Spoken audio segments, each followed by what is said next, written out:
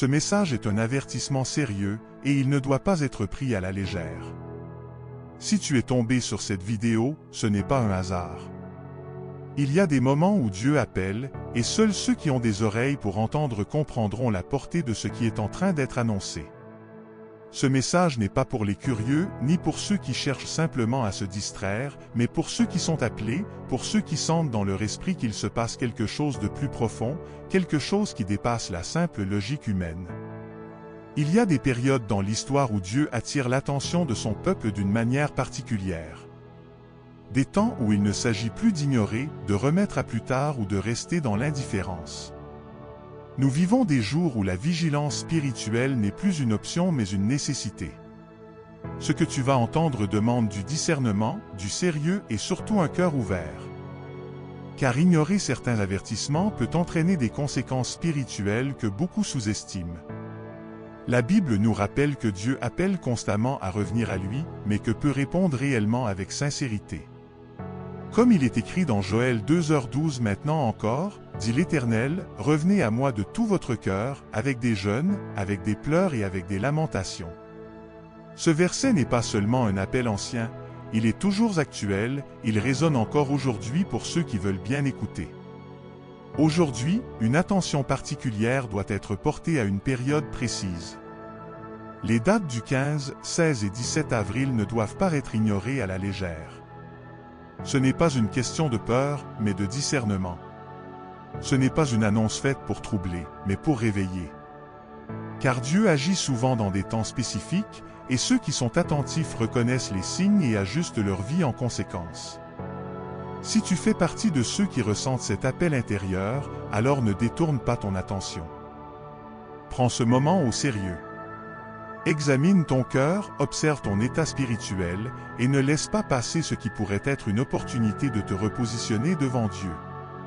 Si ce message vous touche, prenez un instant pour vous abonner à ma chaîne Paix des Héritiers afin de soutenir cette œuvre et ne manquer aucun enseignement.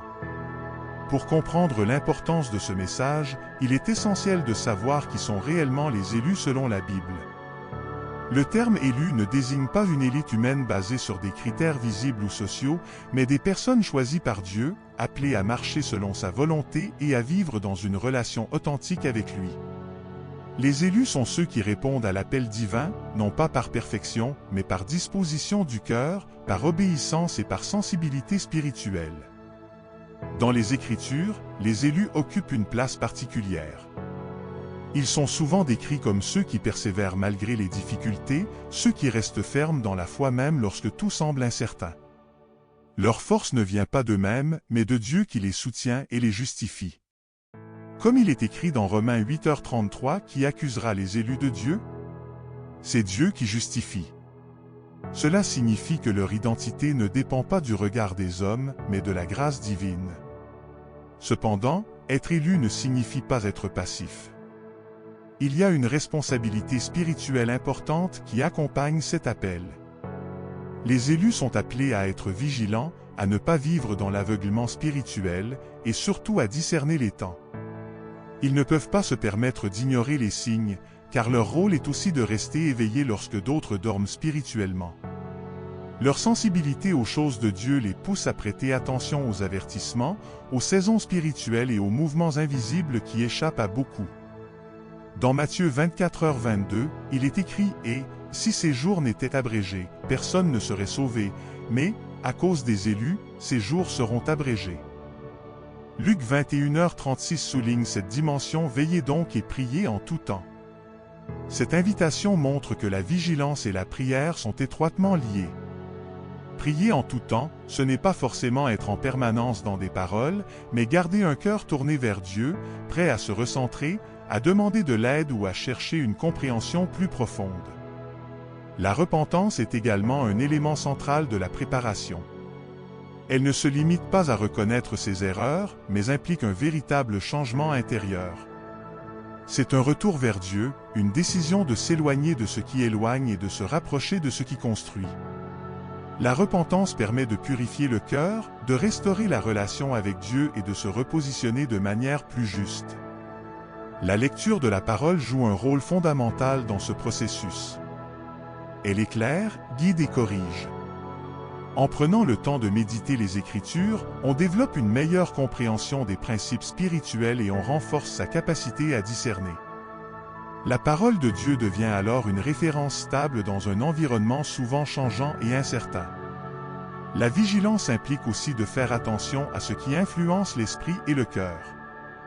Tout ce qui est entendu, vu ou intégré peut avoir un impact.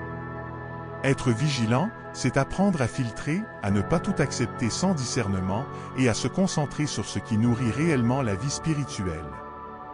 Se préparer, c'est aussi accepter de ralentir parfois, de prendre du recul et d'examiner sa propre vie.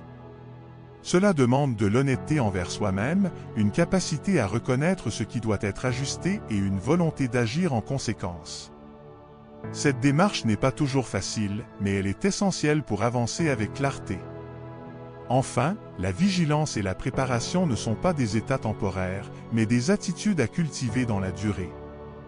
Elles permettent de rester stable, même lorsque les circonstances changent, et d'être prêt à répondre lorsque cela est nécessaire.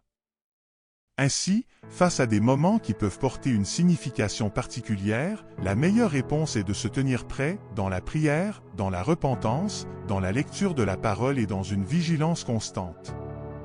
Ce positionnement permet non seulement d'éviter l'ignorance, mais aussi de marcher avec assurance et discernement. Dans un contexte où de nombreux messages circulent et où certaines annonces peuvent susciter de l'émotion ou de l'inquiétude, il est essentiel d'apprendre à discerner correctement ce qui vient réellement de Dieu. Le discernement spirituel est une protection. Il permet de ne pas tomber dans la peur, la confusion ou les interprétations excessives. Car tout ce qui se présente comme spirituel n'est pas nécessairement juste ou équilibré. La première clé est de ne pas accepter un message immédiatement sans l'examiner. 1 Jean 4:1 nous met en garde de manière très claire, bien-aimés, n'ajoutez pas foi à tout esprit, mais éprouvez les esprits, pour savoir s'ils sont de Dieu. Cela signifie que chaque message doit être testé, analysé et comparé à la vérité biblique. Il ne s'agit pas de rejeter systématiquement, mais de prendre le temps de vérifier avec sérieux. La Bible reste la référence principale. Un message prophétique authentique ne contredit jamais les principes fondamentaux des Écritures. Il s'inscrit dans une continuité, il confirme ce que Dieu a déjà révélé. Si un message pousse à la peur excessive, à la confusion ou à des comportements contraires à l'enseignement biblique, il doit être remis en question. La parole de Dieu apporte toujours une forme de clarté, même lorsqu'elle avertit.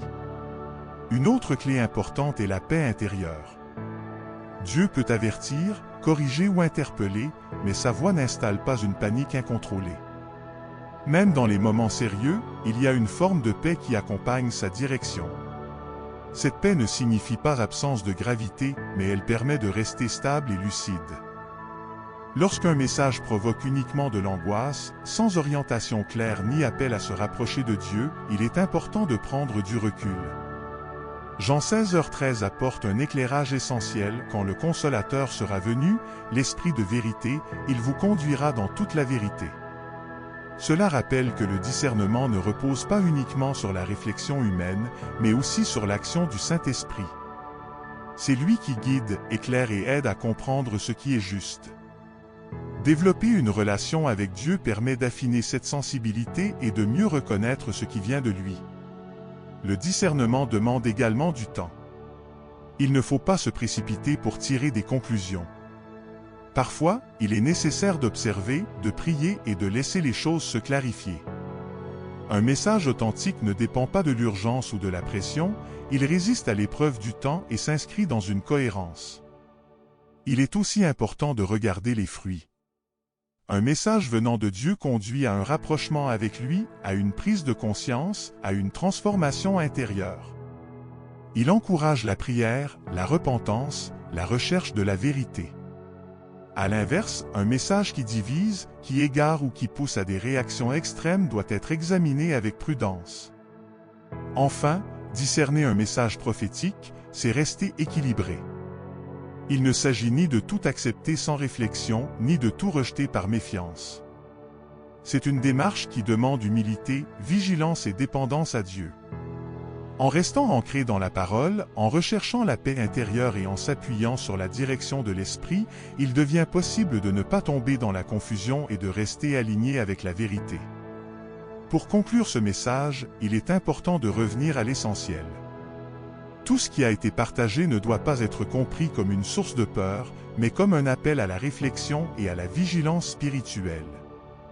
Dans un monde où beaucoup de choses distraient, où les voix sont nombreuses et parfois contradictoires, il devient nécessaire de revenir à ce qui est fondamental, la relation avec Dieu, la conscience spirituelle et la capacité à discerner les temps.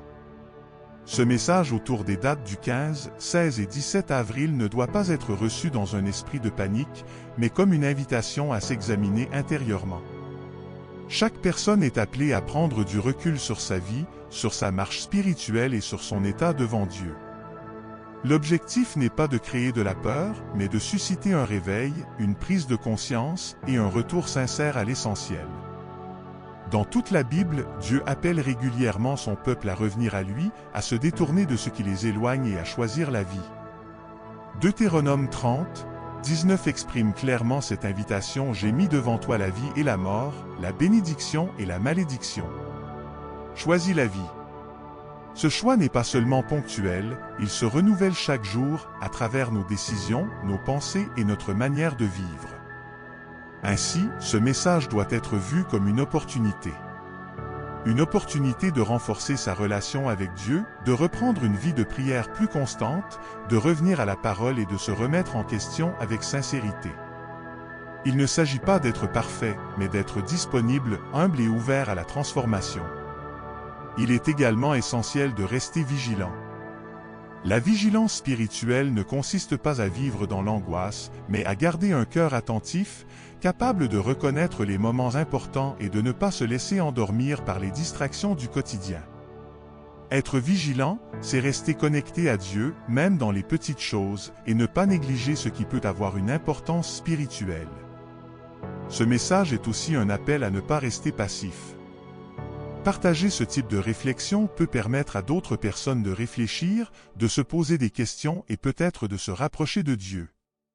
Dans un monde où beaucoup ignorent les réalités spirituelles, transmettre un message d'éveil peut avoir un impact bien plus grand qu'on ne l'imagine. Mais au-delà du partage, l'essentiel reste personnel. Chacun est responsable de sa propre réponse.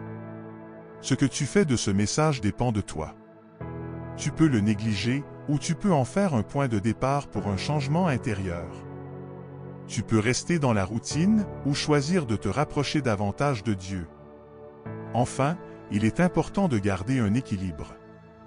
Ne pas tomber dans l'excès de peur, ni dans l'indifférence. Marcher avec sagesse, avec discernement et avec un cœur ouvert. Dieu n'appelle pas à la confusion, mais à la clarté, à la paix et à la vérité. Que chacun puisse prendre ce message comme une occasion de se repositionner, de se rapprocher de Dieu et de choisir ce qui conduit à la vie. Restez vigilant, restez priant, restez attentif, telle est l'attitude à adopter dans les temps que nous traversons.